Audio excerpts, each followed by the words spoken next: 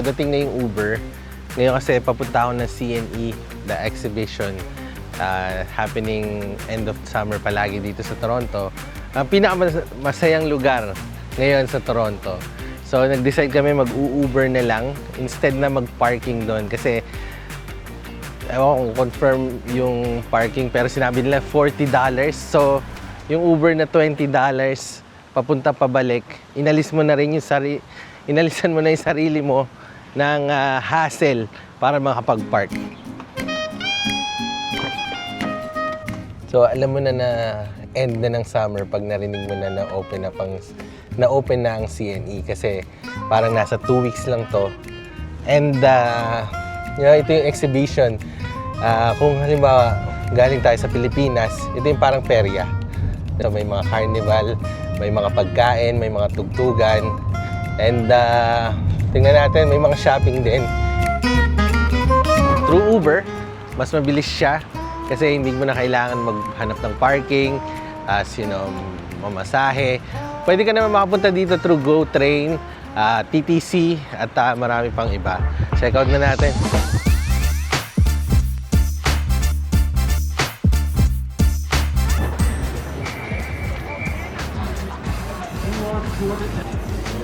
So yun, welcome to CNE. Ito yung katumbas ng fiesta para sa atin. Ito kumbaga ang ating mga perya. So, since mas malaking city ang Toronto, mas malaki ang CNE, ang na-offer ng CNE.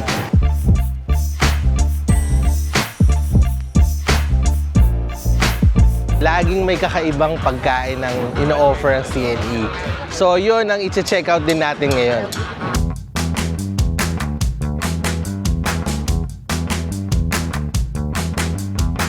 So ngayon nandito tayo sa food building. Nasa spot siya na malapit sa Go Train. So madali siyang mahanap kung dun ka papasok. And marami ka na makikita dito kung baga masosolve ka na. Dito makahanap ka rin mga street food. Lahat ng type ng street food.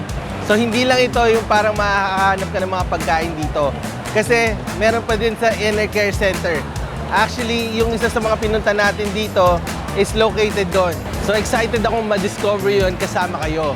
And ito is ice cream ni Connie's Creamery. So nakita ko siya sa Instagram and gusto ko siyang i-check out.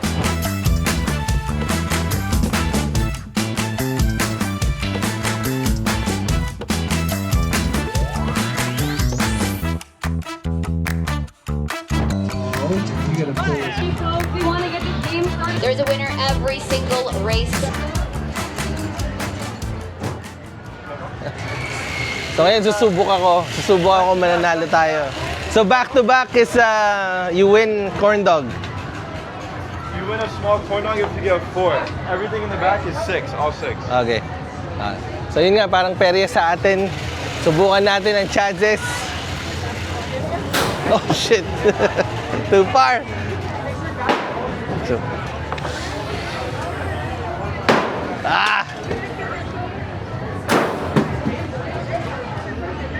Dalawa na lang. Parang nagtapon ng pera. Pero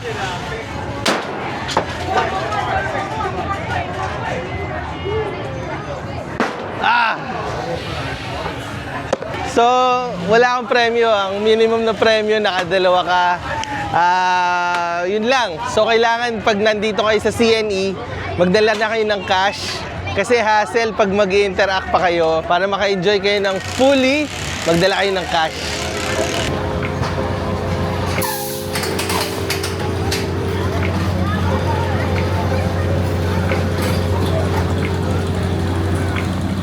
So ito yung midway na tinatawag nila. So parang sa atin, nga perya, makakapag-rides ka. Ang difference nito is magbabayad ka per ride. Or meron rin yatang deal na pag bumili ka ng ticket, parang ride all you can na. So every year sa CNE, almost 60 rides ang hinahanda nila na parang ganito. Pero isa sa mga pinaka-famous dito is, yun, ano ba tawag doon? Yung parang cable car. Cable car na may chance ka malibot yung CNE at makita yung dami ng tao at yung parang excitement ng buong lugar.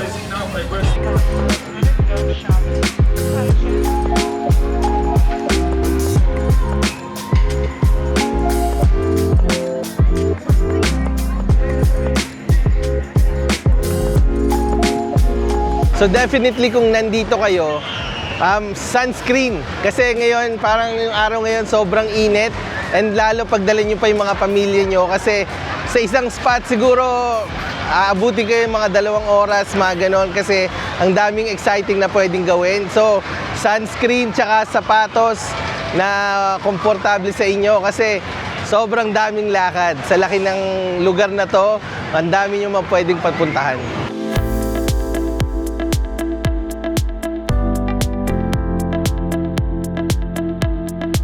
Nandito tayo ngayon sa CNE Sky Ride yata ang tawag. Hindi para sa mga first timers na ganito. Kung hindi kayo used to sa heights or yung talagang konti lang yung pagitan nyo sa ilalim.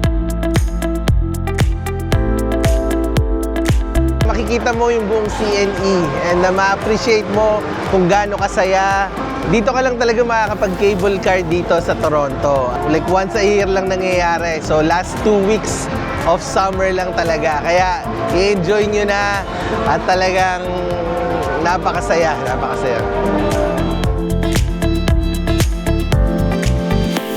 Pag nandito kayo, talagang feeling ko, marami kayong magagastos, like given na yon. Pero ang hinahanap kasi natin is yung authentic experience para sa mga pamilya natin. So pag nasa CNE kayo na only happens once a year, 2 weeks lang ng buong taon, maaalala to ng mga anak nyo or ng mga kapamilya nyo kasi sobrang saya. So mapapagastos talaga kayo para ma-maximize nyo yung experience dito. $565 para sa isang bote ng tubig. So, kung kaya ng bulsa nyo, gawin nyo.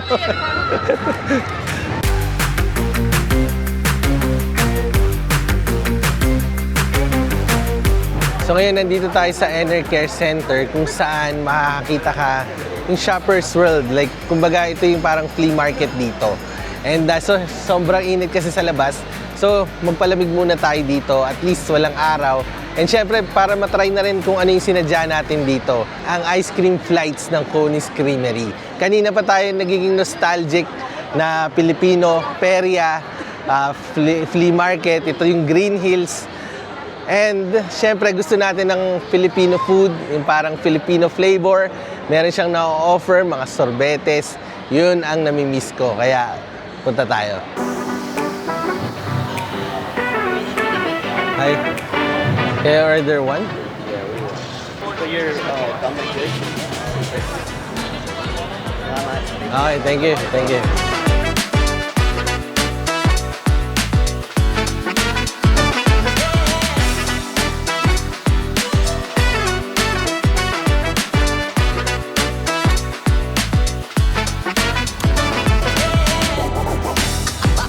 Up. So ito rin talaga yung pinunta namin dito, yung travel flights ng Coney Creamery. Kita nyo, napaka-creative ng packaging nila, di ba? Para kang nagpipinta or gano'n.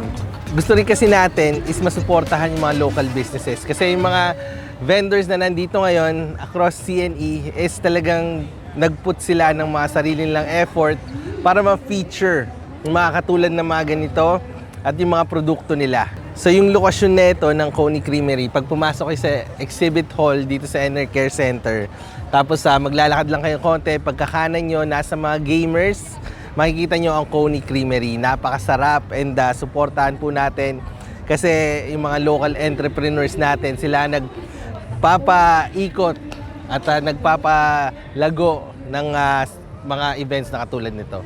Ang kinuha ko yung travel flight, which is merong representation ng mango float, ubi pandan, melon pan, and Dubai chocolate. So medyo natutunaw na ngayon kasi sobrang init, pero try natin lahat. Yun yung mango float, ang sarap. Ito naman ang ating ubi pandan.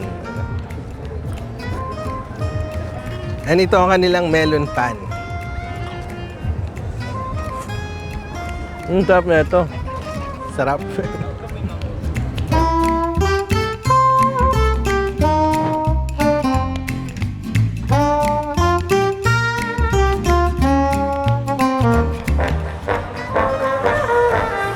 So yan, meron ring mga stages dito. So across CNE, may iba't ibang stages para ma-feature yung mga local artists at international artists. So main highlight din yan and nagpapadagdag sa kasiyahan dito sa CNE. And kung hindi pa kayo nakakapunta, i-take advantage na natin ang mga natitirang days ng summer.